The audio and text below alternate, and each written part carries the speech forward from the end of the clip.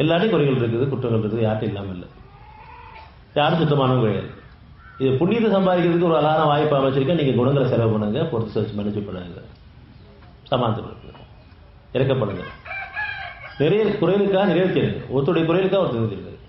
கரண்டையும் பிரச்சனை இருக்குது, மனைவிட்டையும் பிரச்சனை இருக்குது, பெற்றவட்டையும் பிரச்சனை இருக்குது, பிள்ளைகிட்டையும் பிரச்சனை இருக்குது, சகோதரர்கிட்டையும் பிரச்சனை இருக்குது. யார்ட்டையும் பிரச்சனை இல்லாமல் இல்லை, யார்ட்டையும் குறை இல்லாமல் இல்லை. ஆனால் நமக்கு ஒரு அழகான வாய்ப்பு.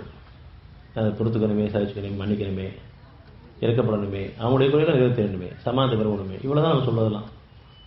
சரி, இந்த அளவில் கூட நம்ம முடியலனா கூட இதுவே பலகீனமாக இருக்கிறேனே, என் மனசு இன்னும் அலக்கழிக்குது, அலப்பாயுது, கோவப்படுது, அவங்க மேலே ஆதங்கப்படுது, மன்னிச்சு சமாதானத்தை கொடுக்கணும், மன்னிப்பு மனசை கொடுன்னு கேட்கட்டா போதும். யார் மனசுலையும் யாரை பற்றியும் குற்றக்குறை இல்லாமல் இல்லை, எல்லாம் இருக்க தான் செய்யுது. குடும்பத்தார் மீது தான் இருக்குது பகைவேற்பு இருக்குது. ஆனால் மன்னிக்காம முடியாமல் இருக்கிறோம். மன்னிக்கவே முடியாதுன்னு சொல்கிற அளவுக்கு, நான் ஏன் மன்னிக்கணும், ஏன் பாதுகாப்பு மன்னிக்கிறேன், அவங்க மன்னிக்க முடியாதுன்னு சொல்கிற அளவுக்கு, அந்த அளவுக்கு நம்முடைய மனசு இன்னும் இறுகி இருக்கு. மனசு தூய்மை அடையணும், மனசு விசாலம் அடையணும். என்னுடைய குணங்களை கொண்டு நம்ம வாழும் பொழுது தான் மனசு விசாலம் அடையும்.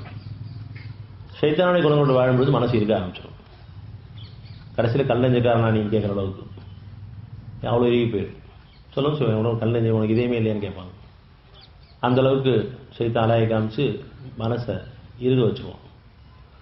மனசு எப்போ விசாலம் அடையும்னு சொன்னால் இறைவனுடைய குணங்களை பின்பற்றும் பொழுது.